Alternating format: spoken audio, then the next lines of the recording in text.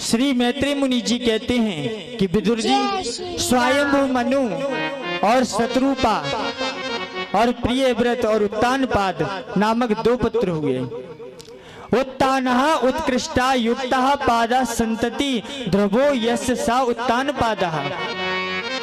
ध्रुव जैसे भगवान का भक्त जिसका पुत्र है उसे ही उत्तानपाद कहते हैं। उत्तानौ पादौ गर्भे यस्य सा उत्तानपादः। माता के गर्भ में जिसके पैर ऊपर की ओर होते हैं ऐसी जीवात्मा को उत्तानपाद कहते हैं। महाराज उत्तानपाद की 2 रानियां थी, सुनीति और सुरुचि।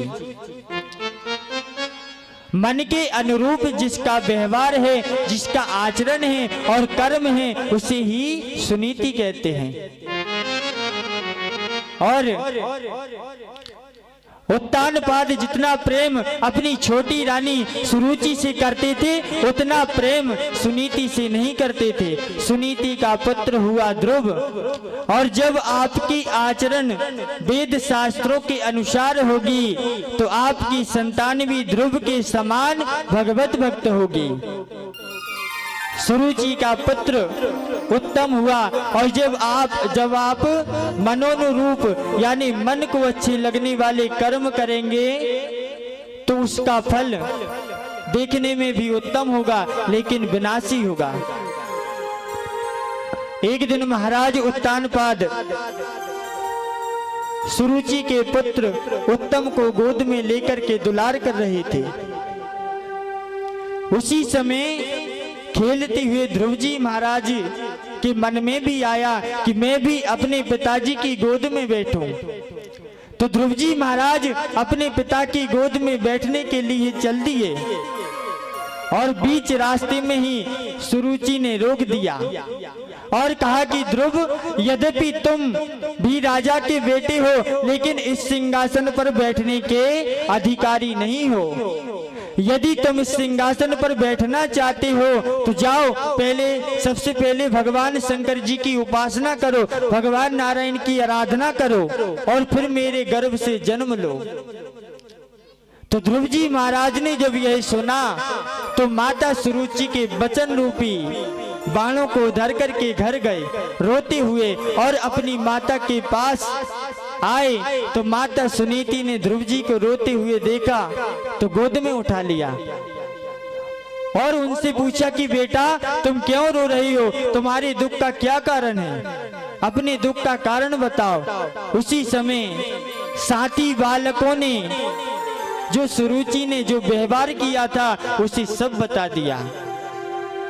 सुनीति ने जब यही सुना तो दुख तो बहुत हुआ परंतु अपने आप को संभालते हुए कहा कि मां मांगलम तात परे सुमस्ता भुक्तो जनो यत पर दुख दस्तत। कहा कि कभी भी किसी के अमंगल की कामना नहीं करनी चाहिए, क्योंकि जो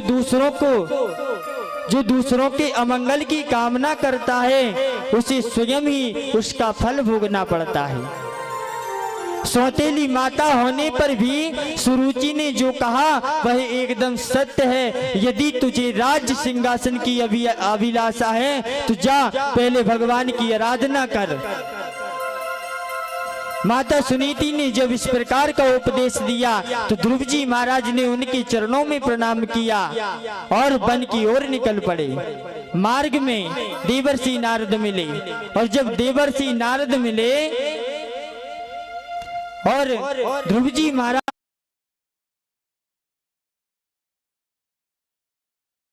को जो देखा तो ध्रुव जी महाराज से कहने लगे कि बेटा तुम्हारे दुख का क्या कारण है, तुम इस निर्जन वन में अकेले कैसे घूम रहे हो।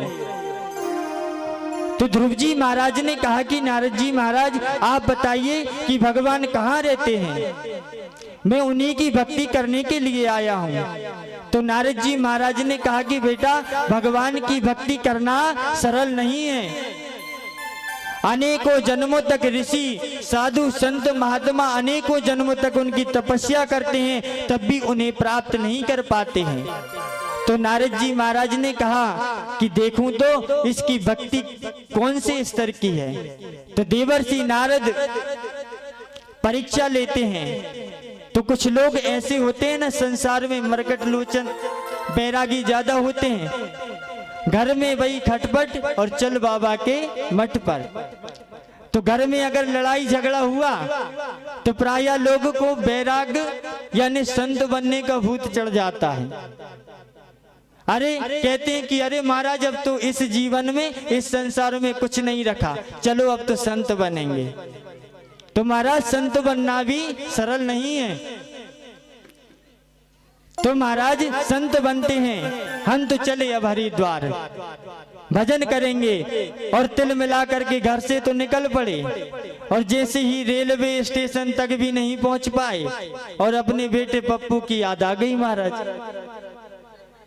और वह सोचने लगे कि अरे वह मेरे बिना सोता नहीं है, मेरे बिना खाता नहीं है, तो जब मैं अगर चला जाऊंगा तो उसकी सेवा कौन करेगा। ऐसा करके और कहने लगे कि चलो महाराज अब और कभी देखेंगे, अगर घर में 10 बर्तन रहते हैं तो वो तो खटकते ही रहते हैं, चलो और कभी संत बनेंगे। और महाराज संत का भूत उतर गया। तो महाराज ये बंदर जैसा वैराग्य है जो कभी इस डाली पर तो कभी उस डाली पर। तो नारद जी महाराज को लगा कि ये 5 साल का बच्चा ही तो है, जरा इसका वैराग्य देखो किस स्तर का है। तो नारद जी महाराज ने कहा कि बेटा घर लौट जाओ, अभी तुम छोटे हो। तो ध्रुव जी महाराज ने कहा कि नारद जी महाराज आप भगवान का पता बता सकते हैं या नहीं, नहीं तो मुझे भी आपकी कोई आवश्यकता नहीं है। तो कहा कि हरि व्यापक सर वत्र समाना और प्रेमित प्रगट होई में जाना। बेटा भगवान तो कण कण में विराजमान है, सब जगह भगवान रहते हैं। तो देवर्षि नारद ने ध्रुव जी महाराज को गुरु मंत्र दिया, उपदेश दिया, क्योंकि कहते हैं संत बड़े भाग्य से मिलते हैं, बिनु हरि कृपा मिलई नहीं संता। जब जन्म जन्मांतरों के पुण्य उदय होते हैं तब संत भगवान का सत्संग प्राप्त होता है। तो देवर्षि नारद ने ध्रुव जी महाराज के इस दृढ़ संकल्प को देखा तो कहने लगे, अहो इस क्षत्रिय कुमार के तेज को तो देखो जो थोड़ा मान भंग भी नहीं सह सका। यह बालक धन्य है जिसका इस प्रकार का दृढ़ संकल्प है। तो देवर्षि नारद ने ध्रुव जी को उपदेश दिया और कहा कि बेटा तुम पवित्र यमुना के तट में मधुबन चले जाओ, जहां भगवान श्री हरि नित्य निवास करते हैं। वहां यमुना के निर्मल जल में स्नान करना, आसन लगा करके प्राणायाम करना और भगवान की मानसी पूजन करना और ध्यान करना और ओम नमो भगवते वासुदेवाय इस मंत्र का जाप करना। तो ध्रुव जी महाराज इस द्वादशाक्षर मंत्र को लेकर के और यमुना के तट में गए और वहां स्नान किया और मधुबन में आसन बिछा करके भगवान का भजन करने लगे। पहले महीने की भक्ति करने लगे, सिर्फ जल पी करके ही भगवान का भजन कर रहे हैं और उसी मंत्र का जाप कर रहे हैं। आइए हम सभी भी उस मंत्र का श्रवण करते हैं। कहते हैं ओम नमो भगवते वासुदेवाय, ओम नमो भगवते वासुदेवाय, ओम नमो भगवते वासुदेवाय, ओम नमो वासुदेवाय मेरो नंद नंदनाय, वासुदेवाय मेरो नंद नंदनाय, वासुदेवाय मेरो नंद नंदनाय, वासुदेवाय मेरो नंद नंदनाय, ओम नमो भगवते वासुदेवाय, ओम नमो भगवते वासुदेवाय, ओम नमो भगवते वासुदेवाय, ओम नमो भगवते वासुदेवाय। महाराज पहले महीने की भक्ति होने लगी। अब 3-3 दिनों के अंतराल में एक बार केत बेर खा लेते हैं। दूसरे महीने में अब तो केत बेर खाना भी छोड़ दिया। अब 6-6 दिनों के अंतराल में सूखे पत्ते खा करके भगवान की आराधना कर रहे हैं और उसी मंत्र का जाप कर रहे हैं। ओम नमो भगवते वासुदेवाय। ओम नमो भगवते वासुदेवाय। ओम नमो भगवते वासुदेवाय। ओम नमो भगवते वासुदेवाय। वासुदेवाय मेरो नंद नंदनाय। वासुदेवाय मेरो नंद नंदनाय। वासुदेवाय मेरो नंद नंदनाय। वासुदेवाय मेरो नंद नंदनाय। ओम नमो भगवते वासुदेवाय। ओम नमो भगवते वासुदेवाय। ध्रुव जी महाराज की जय हो। जय हो।